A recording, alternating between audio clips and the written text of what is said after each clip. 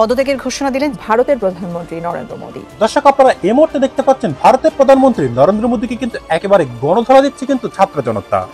মোদী চোর, বিজেপি চোর স্লোগানে কেঁপে উঠল ভারতের। মোদীর বাসভবনে হামলা হয়েছে, আগুন ধরিয়ে দেয়া হয়েছে। মোদী বিরোধী স্লোগানে এবার উত্তাল হয়ে উঠেছে ভারত। আসসালামু আলাইকুম সম্মানিত প্রিয় দর্শক, অবশেষে কিন্তু নিজের কর্মফলের কারণেই কিন্তু নিজেই কিন্তু ক্ষমতা হারাচ্ছেন ভারতের সবচাইতে বিতর্কিত প্রধানমন্ত্রী নরেন্দ্র মোদী। হ্যাঁ দর্শক, কতটা বিতর্কিত হলে তার দেশে হাসিনাকে জায়গা দিতে পারে সেই যে হাসিনা 2-3 হাজার ছাত্রদেরকে হত্যা করেছে, সেই খুনিকে সে জায়গা দিয়েছে। কথা আছে না, চোরে চোরে খাওয়াতো ভাই। এখন কিন্তু ঘটনা এমনটাই ঘটেছে দর্শক। আর তাই এবার হাসিনা গেছে যে পথে, নরেন্দ্র মোদীও কিন্তু যাবে সেই পথেই। কারণ সাম্প্রতিক সময় দক্ষিণ এশিয়ার দেশগুলোতে যেভাবে স্বৈরাচার বিরোধী আন্দোলন শুরু হয়েছে এবং একে একে কিন্তু স্বৈরাচারদের পতন হচ্ছে, সেই ধারাবাহিকতা কিন্তু এবার কিন্তু ভারতেও কিন্তু চলছে। তুমুল আন্দোলন শুরু হয়েছে মোদীর বিরুদ্ধে। আর সেই প্রেক্ষাপটে কিন্তু ধারণা করা যাচ্ছে অতি শীঘ্রই কিন্তু পতন হতে যাচ্ছে এই স্বৈরাচার নরেন্দ্র মোদীর। যেমনটা কিন্তু দর্শক আপনারা ভিডিওর শুরুতেই কিছুটা অংশ বিশেষে দেখতে পেয়েছেন। এবার দেখবেন বিস্তারিত। তবে তার জন্য আপনাকে ধৈর্য ধরে সম্পূর্ণ ভিডিওটি শেষ পর্যন্ত কন্টিনিউ করতে হবে, তবেই কিন্তু আজকের নিউজটির বিস্তারিত আপনি ভালো করে বুঝতে পারবেন। তাহলে চলুন সম্মানিত প্রিয় দর্শক, আর দেরি করে আপনার মূল্যবান সময়টুকু নষ্ট করতে চাই না, শুরুতে নরেন্দ্র মোদীর সেই গুরুত্বপূর্ণ খবরগুলি শুনে আসি আগে। মোদী বিরোধী স্লোগানে এবার উত্তাল হয়ে উঠেছে ভারত। এই উত্তাল বিক্ষোভ দমনে কোথাও কোথাও বল প্রয়োগ করেছে আইন শৃঙ্খলা বাহিনী, যার দরুন উত্তেজনা আরো ছড়িয়ে পড়েছে ভারতের মণিপুরে। এই উত্তেজনায় যেন থরথর করে কেঁপে উঠছে মোদী সরকার।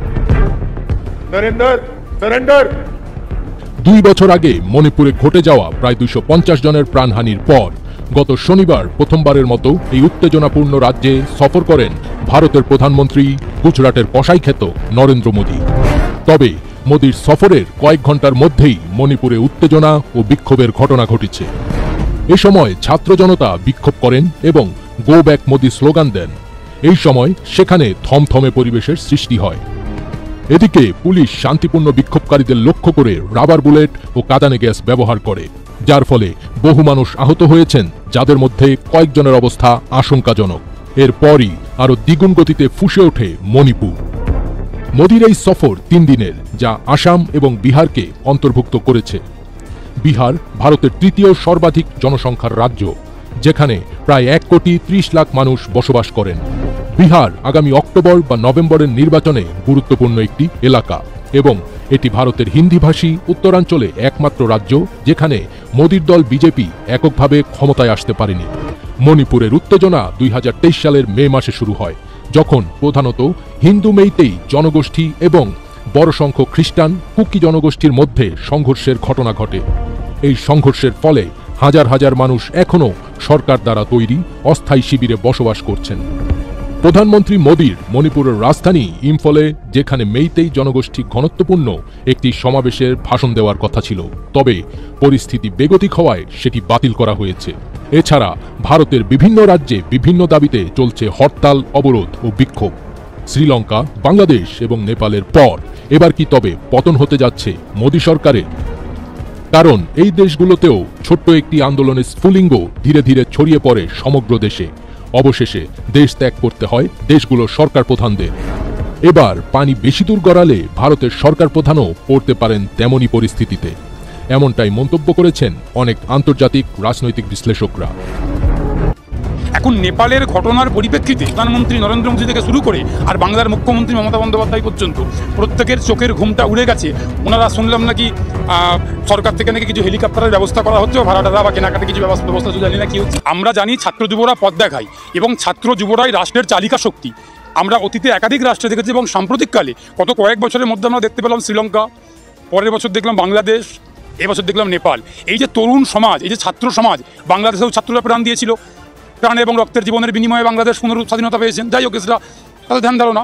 এখন স্বৈরাচারী রাষ্ট্র ব্যবস্থা, এই স্বৈরাচারী সরকার যখন নাগরিকের ঘাড়ের ওপর জোর করে চেপে বসে থাকে, তখন ছাত্র যুবদেরকেই দায়িত্ব নিতে হয়। সেটা বাংলাদেশ থেকে শুরু করে, শ্রীলঙ্কা থেকে শুরু করে, সাম্প্রতিককালে নেপাল চোখে আঙুল দিয়ে দেখিয়ে দিল। এখন নেপালের ঘটনার পরিপ্রেক্ষিতে আমাদের ভারতবর্ষের শাসক থেকে শুরু করে পশ্চিমবঙ্গের শাসক পর্যন্ত, এই পরিপ্রেক্ষিতে এই সব শাসকগুলো, যারা আমি আবারও বলছি, যে সমস্ত স্বৈরাচারী, অগণতান্ত্রিক, অত্যাচারী সরকার যেখানে যেখানে আছে আমাদের ভারত সরকার বা পশ্চিমবঙ্গ সরকারকেও কোনোভাবে গণতান্ত্রিক সরকার বলা যাবে না। এরা যেভাবে অগণতান্ত্রিক প্রক্রিয়াতে, স্বৈরাচারী প্রক্রিয়াতে নাগরিকের মাথার উপর জোর করে চাপ চাপিয়ে দেওয়া হচ্ছে, বিভিন্ন নীতি প্রণয়ন করে, বিভিন্ন আইন জোর করে তৈরি করা হচ্ছে, গায়ের জোরে তৈরি করে নাগরিকের এতে আইন পুশ করা হচ্ছে নাগরিক জোর করে। এই সমস্ত পরিপ্রেক্ষিতে, এই সমস্ত ঘটনার পরিপ্রেক্ষিতে বলা যেতে পারে যে এই সরকারগুলো অত্যাচারী সরকার, অগণতান্ত্রিক সরকার, অসাংবিধানিক নিয়মে চলছে এই সরকার। সুতরাং এই সরকারেরও ভাগ্যে আগামী দিনে খুব খারাপ দিন অপেক্ষা করছে যদি এরা নিজেদেরকে পরিবর্তন না করে। আমরা আগে দেখেছি কৃষক আন্দোলন, সেখানে সরকার জোর করে বন্ধ করার চেষ্টা করেছে। আমরা দেখেছি ছাত্রদের আন্দোলন, আমরা দেখেছি শ্রমিকদের আন্দোলন, আমরা প্রত্যেকটা এনআরসি আন্দোলনের সময় দেখেছি, সিএএ আন্দোলনের সময় দেখেছি, ওয়াকাফ আন্দোলনের সময় দেখেছি।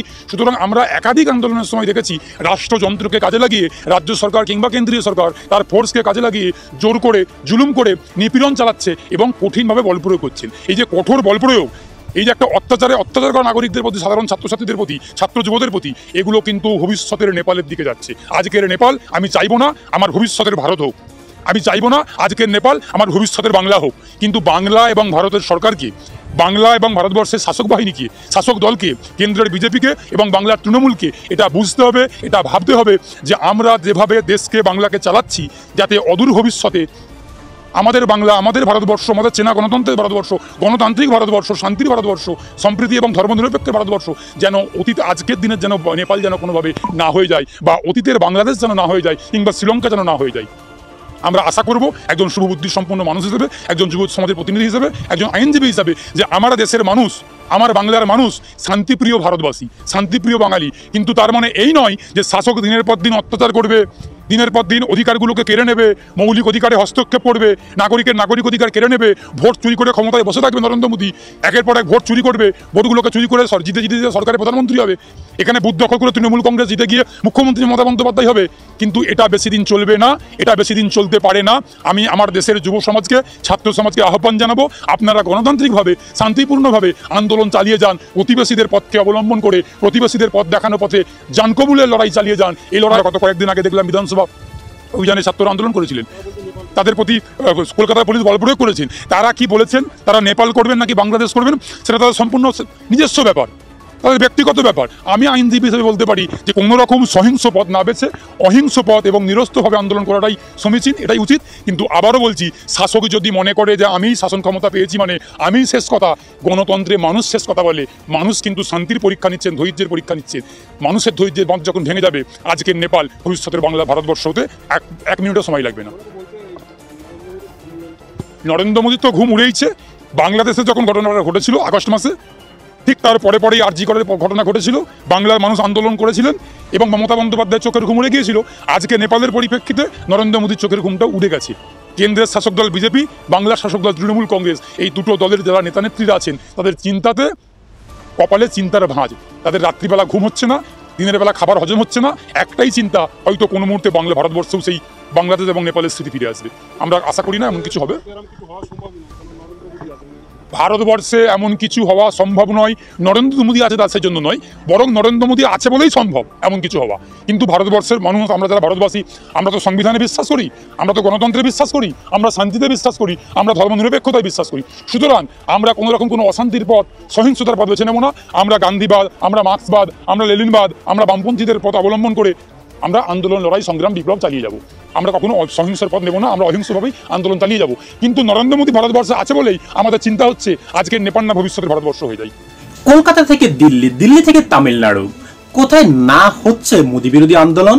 পুরো ভারত জুড়ে কিন্তু এক রমরমা কিন্তু আন্দোলন শুরু হয়ে গেছে এই স্বৈরাচার মোদীর বিরুদ্ধে। আন্দোলনকারীরা কিন্তু এমনটাও প্রশ্ন তুলছেন যে মোদী কেন হাসিনাকে তার দেশে জায়গা দিয়েছে, আর বিশ্ববাসী মনে করছেন হাসিনাকে জায়গা দেওয়াই নরেন্দ্র মোদীর কাল হয়ে উঠেছে। তাই ভারতবর্ষের জনগণ শুধু এখন পহর গুনছেন কবে পতন হবে এই নরেন্দ্র মোদীর। কারণ গোটা ভারতবর্ষে ধর্ম নিয়ে বিভেদ সৃষ্টি করা এবং জাতিভেদ বিভেদে একেবারে তোলপাড় করে দিয়েছে এই নরেন্দ্র মোদী গত কয়েক বছরেই। তাই দর্শক, আজকের এই গুরুত্বপূর্ণ ভিডিওগুলি দেখার পর আপনার কি মনে হয়, এই নরেন্দ্র মোদীকে কি অতি শীঘ্রই তাড়ানোর দরকার নয় ভারত থেকে? দর্শক, অবশ্যই কিন্তু আপনার মূল্যবান মতামতটুকু জানিয়ে যাবেন আমাদের কমেন্ট বক্সে। সর্বশেষ একটি কথা দর্শক, এতক্ষণ ধরে যত ভিডিও ক্লিপ এবং ফুটেজগুলি আপনাদেরকে দেখিয়েছি সকল কিছুই কিন্তু আমরা সোশ্যাল মিডিয়া থেকে সংগ্রহ করেছি। এখানে আমাদের নিজস্ব কোনো বক্তব্য অথবা মতামত নেই। ভালো থাকবেন দর্শক।